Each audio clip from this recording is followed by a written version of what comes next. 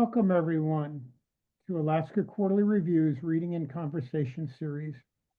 I am Ronald Spatz, co-founder and editor-in-chief of Alaska Quarterly Review, and this event is being recorded and will be available on demand on the Alaska Quarterly Review YouTube channel. Before we begin, I'd like to make a few important acknowledgments. Alaska Quarterly Review gratefully acknowledges the Anchorage Museum for hosting and providing technical support for this event, and the Center for the Narrative and Lyric Arts, Alaska Quarterly Review's 501c3 umbrella organization, which makes this event possible. I also want to make a land acknowledgement. Alaska Quarterly Review recognizes the indigenous land on which all Alaskans live. Alaska Quarterly Review is located in Anchorage, and Anchorage is Dena'ina homeland. Dena'ina is the language spoken by the traditional, present, and future caretakers of this land, and land acknowledgement opens a space with gratefulness and respect for the contributions, innovations, and contemporary perspectives of Indigenous peoples, and marks our collective movement toward decolonization and equity. Today, I am delighted to welcome Emma Pattee, who will be reading her short story, No More Bodies of Water, that first appeared in Alaska Quarterly Review. Emma is both a climate journalist and a fiction writer. Her reporting on climate change has appeared in The Atlantic, The New York Times, The Washington Post, The Guardian, and other major publications. In 2021, she coined the term climate shadow to describe an individual's broader impact on climate change. Her fiction has been published in Alaska Quarterly Review, Bellevue Literary Review, Idaho Review, New Orleans Review, Carve Magazine, and Citron Review. Her debut novel, Tilt, was released this year by Simon Schuster. In a New York Times review of Tilt, Alexis Schaitkin wrote, "The most read New Yorker article in 2015, with Kathryn Schulz's The Really Big One, about the potentially devastating Cascadia earthquake that has a 1 in 3 chance of striking the Pacific Northwest within the next 40 years. Taking this very real threat to its knockout premise, Emma Pattee's debut novel, Tilt, is a moving adrenaline rush that also manages to be very funny." The Washington Post echoed that praise. The storytelling in Tilt is brisk and as funny as a novel about humanity at its worst can be. Pattee's ambivalence about human goodness is a powerful thing. It calls into question the assumptions we make about ourselves. And in its best books of 2025 list, Vogue observed, Tilt heralds the arrival of a powerful new literary voice. It is my pleasure to welcome Emma Pattee. Thank you so much, Ronald, and thank you for inviting me to be here and to read.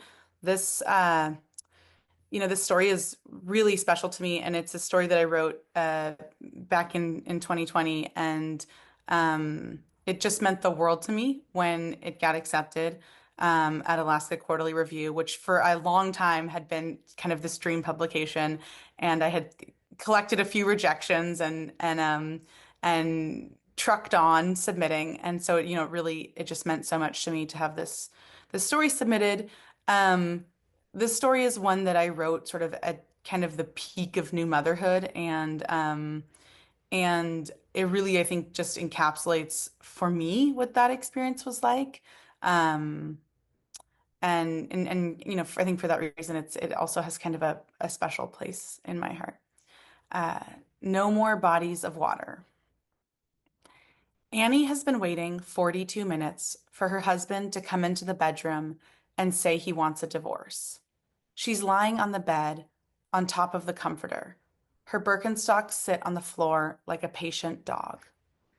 Down the hall, Annie can hear Ryan reading Carson his favorite bedtime book, Dinah Snores. Annie knows every word by heart. When the sun has gone down and the blue stars appear, then the dinosaurs know that their bedtime is near.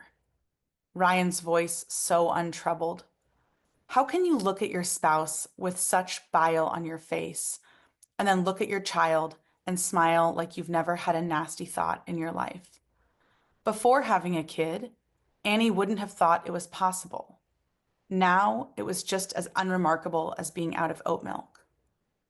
She went to such great trouble to design this bedroom. The bedside lamps are little bronze cages guarding a light bulb. The rug is from Morocco, and the rug pad is wool and doesn't outgas. A massive macrame hanging on the wall that Annie made herself, carefully following a Pinterest tutorial, unknotting and unwinding each time she made a mistake. A curved bamboo hanging chandelier from Nepal. Hours she spent at the paint store, swatch after swatch in little rows, searching for the bluest gray she could imagine, or the grayest blue, a color like the ocean when it's raining, like that part of the evening when you walk into a room and forget to turn on the light, and for a moment you are floating in between hours.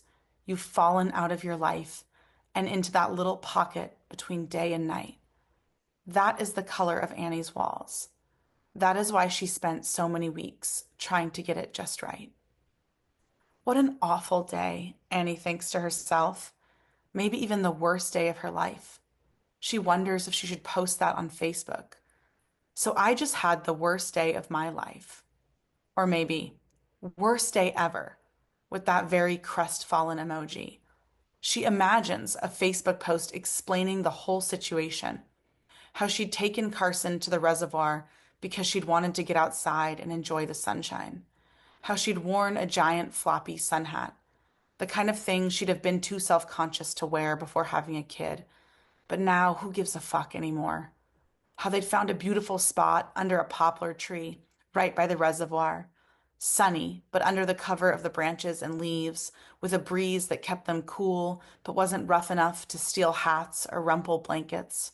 For at least an hour, Annie had lain there, throwing goldfish for Carson like he was a little puppy. How a couple had been sitting a few feet away having their own picnic, and the man had been explaining to the woman in the most convoluted way that he thought he didn't smoke an excessive amount of weed. I feel like for some people it would be a lot. But when I think about my own personal capacity and my own mental state, I just feel like it isn't. And like, I'm not saying that somebody on the outside might not like look at how much I'm smoking and have a different perspective. And I would say I'm open to that perspective if they did think that. I'm just saying that how the woman just sat there nodding as if she was being paid to listen solemnly. Why was that woman wasting such a beautiful day with a man so awful? What had happened to that poor woman that she thought this was the best she could get? How Annie had laid there in the sun and let the man's words turn into dandelion feathers and drift down around her. How lucky she was to have Ryan, who didn't smoke weed and didn't talk endlessly and made nearly six figures and also did the dishes every now and then. Good man, healthy baby, new car, beautiful house. She had nothing, nothing to complain about. What a dream, this life. She hadn't felt this relaxed in God knows how long, not in the 10 months since Carson was born or the 9 months she was pregnant. Her body was so tired, like an old dog that spent its whole life being a good dog and now just wants to sleep and be left alone. She was only 31. 31. It seemed like somebody should have told her that when a baby exits your body, it is holding in its tiny bloody hand the most alive part of you, that sharp, iridescent flicker. How after a while, Carson had gotten bored and started crawling off the blanket and plucking blades of grass between his fat little pointer finger and his fat little thumb, and then stuffing them into his mouth. For once, she had dressed him in an actual outfit, an organic hemp romper with polka dots and tiny white Chuck Taylors. She wasn't the kind of mother who controlled what her child ate. She was very baby-led. But with the kinds of things they spray on these park grasses, you just couldn't risk it.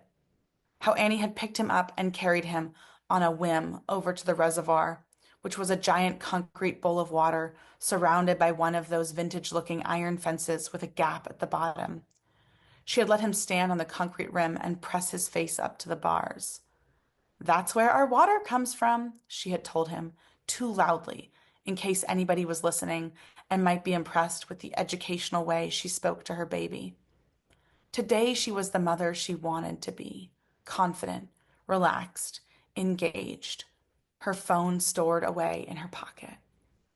How, maybe because of all that confidence and relaxation, maybe because she just wasn't thinking, she had let Carson stand there on his own, on that concrete rim, with his hands holding on to the iron bars. The likelihood of him letting go and then slipping through the gap at the bottom of the fence was so slim. Why live in fear like that? Besides, wasn't the whole thing about Waldorf and Montessori that you have to let your kids be confident, take risks, be independent? How she stepped back and took her phone out of her pocket to take a picture so that she could show Ryan how grown up Carson looked, holding onto the railing by himself, and also how tiny, a little polka dotted polka dot in that tranquil landscape of grass and trees and reservoir. How a dog had run up out of nowhere, barking, a big, beautiful black dog with a long, shiny coat and a kind of joyful lope. Annie turned to look. Even the weed-smoking man fell silent. And Carson, clinging so tightly to the metal bars, was so startled by the sound that he turned his head and at the same time let go of the fence post with one hand in order to reach for her, and lost his balance and slipped beneath that iron gate and down the sloped cement wall right into the water. How the last thing she saw was his tiny head disappearing under the water. How she had frozen for a moment and a voice in her head said, "This isn't real." She made a sound like she was being stabbed, a kind of loud gasp grunt. She dropped her phone. She clawed at the metal fence, trying to get over it. How the man who didn't smoke too much weed had vaulted the fence and rolled down the concrete side into the water, which was only thigh deep, and fallen to his knees, flinging around, but coming up empty. The water was splashing everywhere. People were gathered at the fence now, screaming or silent with their hands over their mouths. Even people who were sitting far, far across the park had seen it and were running, as if they could somehow do something to make this terrible thing be undone. Annie felt like a piece of wrapping paper ripped in half. How the man finally lifted Carson from underneath the water, and by then many people had vaulted the fence and were in the reservoir, and they passed his little slumped body up and over the fence, everybody working together so kindly, so intently. How a woman in running shorts and sports bra declared herself a doctor and knelt over his little face. The romper was soaked and lay flat against his body, where his tiny ribs jutted upwards against all those polka dots, his white shoes still perfectly white, the sound of sirens from blocks away. The doctor leaned back and pressed two fingers into his chest with such force it looked like he might break in half. Annie jumped forward, but the doctor yelled, "Get her back!" And the woman with the pot-smoking man ran up and wrapped her arms around Annie tightly. How finally, Carson had started coughing and choking and then screaming. And still the doctor would not let Annie go to him, and instead started moving her hands around his body like she was blind and reading his form. And by then the EMTs had arrived with a stretcher, and they knelt in the grass and cut off his romper in two quick slices and put a tiny oxygen mask over his face. Annie tried to get down on her hands and knees to be in his eyesight.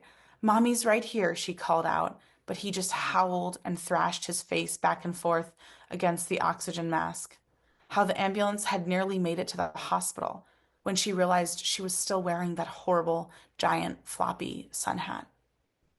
How at the hospital Ryan had shoved by her to get to Carson, had taken Carson's tiny hand in his hand and sobbed silently, his shoulders shaking. How his shoes weren't even tied, the laces flopping around, and when she had put her hand on his shoulder, he had shaken her off, wouldn't even look at her. How she had put her hand on top of his hand, which was resting on top of the blanket that was covering Carson's foot, and after a moment, he had flipped his hand to hold hers. Gently at first, and then harder and harder. She felt her knuckles starting to bump into each other. How she had tried to pull away, but he wouldn't let her. The only sound in the room was both of them breathing hard. How when he'd finally let go of her hand, she hadn't said a word, just went to the bathroom in the hallway and flipped the deadbolt and lay on the floor, cradling her hand against her body, unmoving, like roadkill. How the social worker had asked her over and over to slow down, to say it one more time, to take a deep breath. So you were holding him by the railing. And then what happened? Annie tries to speak, to explain, but every time she gets to the important part, she begins sobbing a spitty, open mouth sob, and the words scurry back inside her. Annie holds her hands up to show them. In her hands is an imaginary baby. She holds it up in front of her. She starts, I just take a breath, the social worker says. How Ryan, who still hadn't moved from the edge of the tiny hospital bed, who still hadn't said a word, who had kept his arms held tightly over his chest, looked over her at her and said, "Pull it the fuck together, Annie. Goddamn." How then there was a rich, fudgy silence, broken up only by the mouse whisper of the social worker's pencil writing away. How they drove home in silence that even words wouldn't have been able to break, like they were underwater and being pulled apart by the current, all of them. Even Carson was quiet, dazed, staring out the window at the blur of trees and street signs. And when they'd arrived at home, Ryan had been the one to pull Carson out of his car seat, and Ryan had been the one to bring him inside and unsnap that horrible little hospital band off his wrist. "I can put him to bed," Annie had said, arms out, reaching for Carson, and Ryan held him away from her, closed the nursery door behind them. Now Annie is in the bedroom, waiting like some kind of delinquent child. She feels sick to her stomach. She wonders if he'll try to choke her, maybe put a pillow over her head and press down until she stops breathing. She's not afraid of that, not really.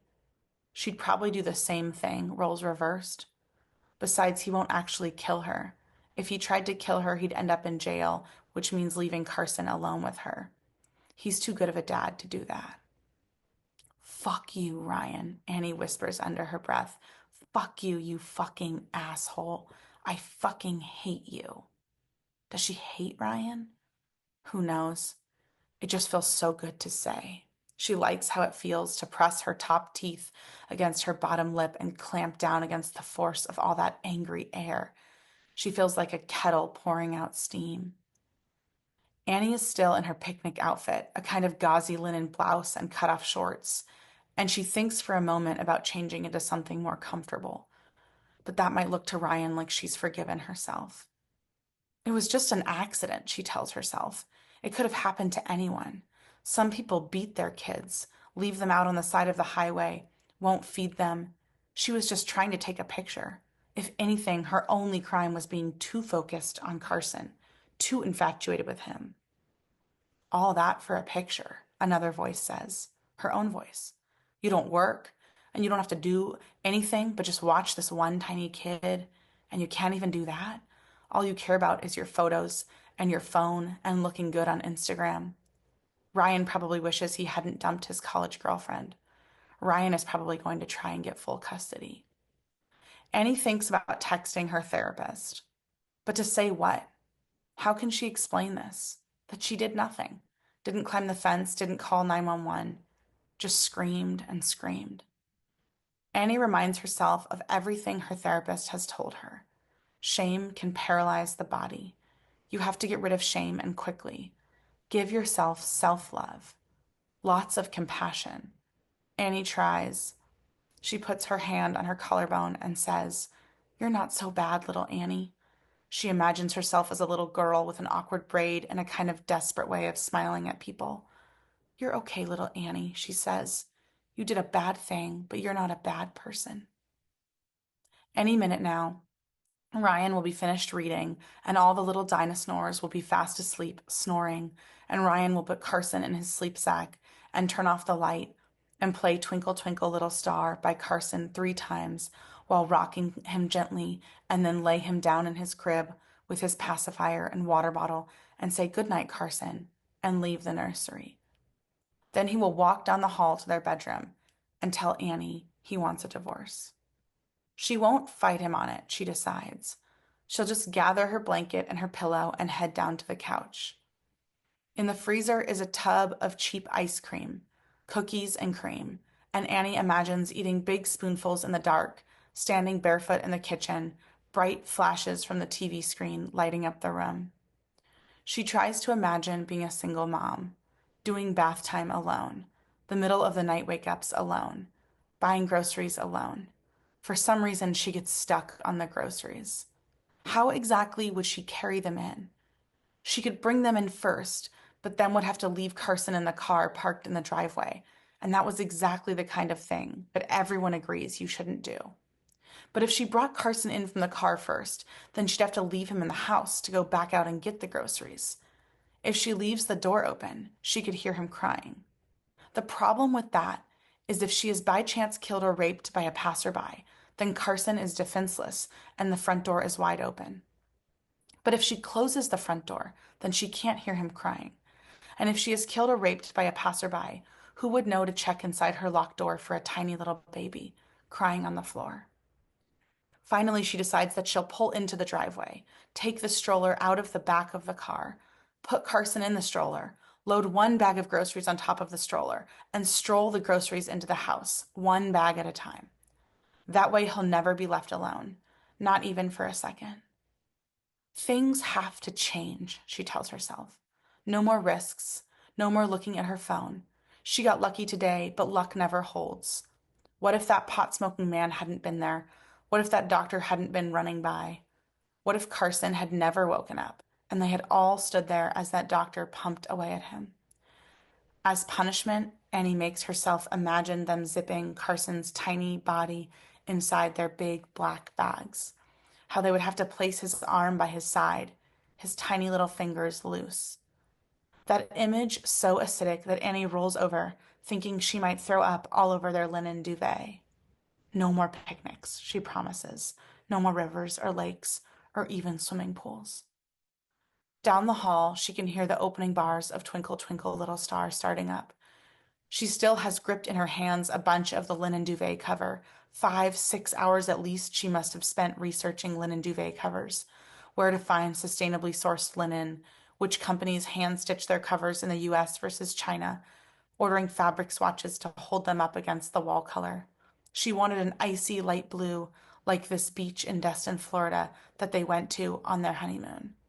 Now it looks to her like the color of a drowned child's foot.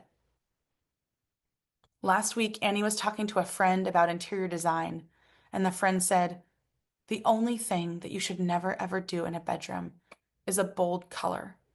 There's just no good way to do a bold color in a bedroom that doesn't scream 3-star hotel room." Annie had just stared. It was so obvious. Whenever you try to be cool, it's automatically not cool. But what can she do about it now? Besides, it wasn't a friend. It was reality TV. She hates everything in this bedroom, Annie realizes. Herself most of all. There's this terrible churning in her chest, and when she tries to take deep breaths, tries to calm herself, it only gets worse. It starts with a little heave and then a soundless giggle, like a boat engine flipping over. She bites her lip to stop, but the giggle has had babies, more giggles, and she presses her face into the duvet cover to shush the sound. The nursery door shutting, footsteps in the hall. Annie sits up and leans back against the headboard so it doesn't look like she was just lounging in bed. She crosses her arms, but that's too defensive, so she uncrosses them and intertwines her fingers. She tries to position her mouth contritely. She bites her lip, but that only makes her laugh more. It's a loose, wild laugh, full of air and gusts like a balloon deflating. She rubs her hands over her arms to try to soothe herself. Take this seriously, she tells herself. She forces herself to imagine Carson underwater, thrashing out for her. She replays how he cried out as he slid down the concrete chute into the water, his tiny head disappearing, all pale and hairless, like a knee in a soapy bath. But that wild spiral of laughter, is working its way up through her ribs and spine. The more she laughs, the more she has to laugh. Annie clamps her hand over her mouth and laughs frantically into the darkness of her palm. This is the end, she thinks. You can never come back from this. She imagines Ryan on the witness stand explaining through tears how he walked in to find his wife laughing just mere hours after their son had almost drowned. How the judge and jury would look over at her with such horror, such recoil. You will never see your child again, the judge would yell at her. And for some reason, she imagines herself sitting in a jail cell, naked and completely alone. When she hears the rattle of the bedroom doorknob, she knows her only option is to pretend that she is not laughing, but crying, and she covers her face with her hands and gives in to it until she is barely breathing with how hard she is laughing and gasping for breath, and the tears and saliva are mixing together and running down her wrists and forearms, and she is shaking uncontrollably, leaned forward in bed, nearly the perfect picture of suffering. Thank you.